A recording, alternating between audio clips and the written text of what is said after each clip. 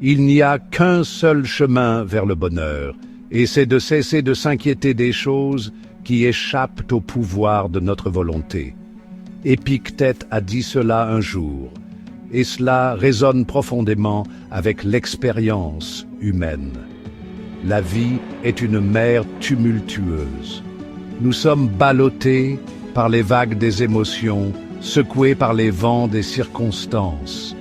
Il est facile de se sentir perdu, à la dérive dans un océan vaste et incontrôlable. Et si je vous disais qu'en chacun de nous réside le pouvoir de naviguer sur ces eaux turbulentes, et si la vraie paix ne résidait pas dans le calme, mais dans la maîtrise de notre propre navire, dans le choix de notre réponse à la tempête, c'est le cœur du stoïcisme, une philosophie antique qui parle au plus profond de l'expérience humaine. C'est une philosophie pour le monde moderne, offrant une sagesse intemporelle pour affronter les tempêtes inévitables de la vie et trouver la clarté au milieu du chaos. Imaginez l'agitation des marchés de la Grèce antique. Au milieu du vacarme et du commerce, un autre type de discours se tenait. Des philosophes comme Zénon de Kition, Épictète et Sénèque partageaient des idées radicales, des idées qui remettaient en question la notion même de bonheur et d'épanouissement. Ils enseignaient que le vrai bonheur ne se trouvait pas dans les possessions extérieures ou les plaisirs fugaces, mais dans quelque chose de bien plus durable, notre propre esprit. Ces philosophes stoïciens n'étaient pas des universitaires cloîtrés. Ils étaient des participants actifs dans le monde. Épictète, un ancien esclave, a utilisé ses expériences pour façonner sa philosophie de la résilience et de la force intérieure. Sénèque, dramaturge et conseiller de l'empereur Néron, s'est débattu avec les complexités du pouvoir et a cherché du réconfort dans les principes stoïciens. Leurs enseignements, nés à la fois d'épreuves personnelles et d'une profonde contemplation, offrent un chemin pour naviguer dans les complexités de la vie. Imaginez l'empereur romain Marc Aurèle, revêtu de son armure, menant ses troupes au combat. Pourtant, au milieu du chaos de la guerre, il trouvait du réconfort dans son journal, écrivant des réflexions qui deviendraient connues sous le nom de « Pensées pour moi-même ». Cette œuvre puissante témoigne de la force durable du stoïcisme, même face à une pression et à des responsabilités immenses. Marc Aurèle nous enseigne que nous possédons tous une citadelle intérieure, un espace en nous qui reste intact face aux troubles extérieurs. C'est un lieu de refuge, une source de force à laquelle nous pouvons accéder par la raison et la maîtrise de soi. Cette citadelle intérieure est notre compagne constante, une source de paix au milieu des tempêtes de la vie. Den destan santen lalo, tu fais et destinad. Les stoïciens croyaient que nous sommes souvent nos pires ennemis. Nous devenons esclaves de nos propres pensées, consumés par l'anxiété face à l'avenir et les regrets du passé. Nos esprits, au lieu d'être des havres de paix, deviennent des champs de bataille d'inquiétude. Nous poursuivons des plaisirs fugaces pour nous retrouver finalement sur un tapis roulant hédonique, jamais vraiment satisfait. Nous laissons l'opinion des autres dicter notre estime de soi, cherchant constamment la validation du monde extérieur. Cette quête de validation extérieure nous laisse un sentiment de vide et d'insatisfaction. Section 5. La dichotomie du contrôle. Au cœur du stoïcisme se trouve le concept de la dichotomie du contrôle. C'est une idée simple mais profonde.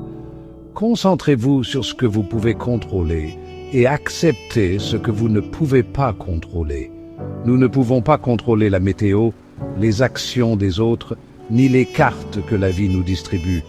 Mais nous pouvons contrôler nos propres pensées, nos propres émotions et nos propres réactions face aux défis que nous rencontrons.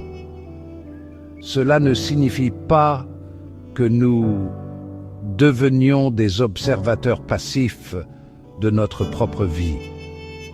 Cela signifie que nous choisissons de concentrer notre énergie là où elle compte le plus, sur nos propres actions et réactions.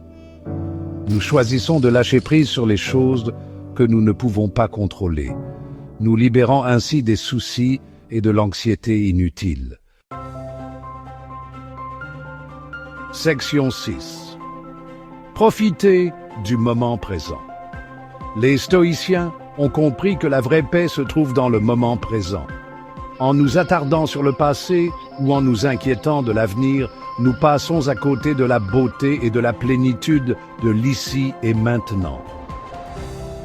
Au lieu de ressasser les erreurs du passé ou d'anticiper avec anxiété ce qui pourrait arriver, nous pouvons choisir d'être pleinement présents en ce moment. Nous pouvons savourer les plaisirs simples de la vie, une tasse de café chaud, le rire de nos proches, la beauté de la nature. En embrassant le présent, nous puisons dans une source profonde de paix qui transcende les soucis de l'esprit. Section 7. La vertu comme étoile guide. Les stoïciens croyaient que la vertu est le seul bien et que vivre une vie vertueuse est le chemin vers le vrai bonheur. Des vertus comme la sagesse, la justice, le courage et la tempérance n'étaient pas seulement des idéaux abstraits, mais des outils pratiques pour naviguer dans les défis de la vie. La sagesse nous permet de voir le monde clairement, de discerner ce qui est vraiment important de ce qui est fugace. La justice nous pousse à agir avec équité et intégrité, même lorsque c'est difficile. Le courage nous permet d'affronter nos peurs et de défendre nos convictions. Et la tempérance nous enseigne à pratiquer la modération et la maîtrise de soi dans tous les domaines de la vie. En nous efforçant d'incarner ces vertus, nous nous alignons avec notre moi supérieur et créons une vie pleine de sens et de but. Section 8. Trouver la tranquillité dans un monde chaotique. Le monde est plein de distractions, d'exigences et d'angoisses. Il est facile de se sentir dépassé, de se perdre dans le bruit et l'agitation constant de la vie moderne. Mais le stoïcisme offre une voie différente. Il nous enseigne que la tranquillité n'est pas l'absence de chaos, mais la capacité à trouver la paix en son sein. Nous pouvons choisir de cultiver le calme au milieu de la tempête, de trouver des moments de réflexion tranquilles dans nos journées chargées. Que ce soit par la méditation, en passant du temps dans la nature ou simplement en prenant quelques respirations profondes, nous pouvons créer un espace pour que la paix et la clarté émergent. Section 9. Un plan pour la clarté mentale. Le stoïcisme n'est pas une philosophie passive, c'est un appel à l'action. Il s'agit de prendre le contrôle de nos esprits, d'aligner nos actions sur nos valeurs et de vivre chaque jour avec un but et une intention. Il s'agit de trouver la paix au milieu du chaos, la force au milieu de l'adversité et la clarté au milieu de la confusion. En intégrant les principes du stoïcisme dans notre vie quotidienne, nous pouvons cultiver la clarté mentale, la résilience et un profond sentiment de paix intérieure. Nous pouvons traverser les tempêtes de la vie avec grâce et en sortir plus forts, prêts à embrasser les défis et les triomphes qui nous attendent.